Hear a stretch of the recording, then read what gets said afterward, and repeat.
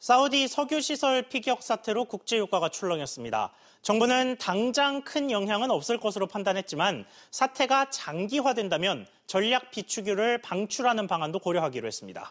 다만 유류세를 다시 내리는 방안에 대해선 선을 그었습니다. 신윤철 기자가 보도합니다. 사우디아라비아 원유 시설 피격으로 국제 유가가 20% 가까이 치솟는 등 원유 수급 불안이 커지자 정부가 긴급히 점검 회의를 가졌습니다. 우려와 달리 원유 수급 일정이 큰 차질이 빚어지지 않아 우리 경제에 미치는 영향을 제한적이라는 게 정부의 판단입니다.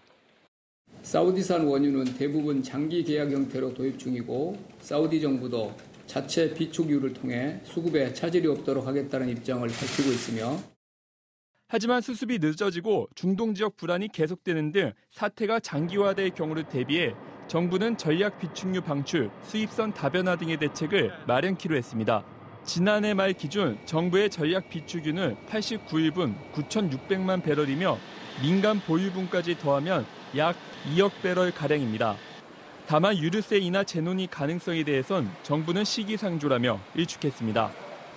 재논의하기는 좀 이른 시점이라고 합니다. 공급 계약이랄지 비축유 상황이나 여러 가지 사정을 감안하면 단기간에 위축을 걱정할 필요는 없다 이렇게.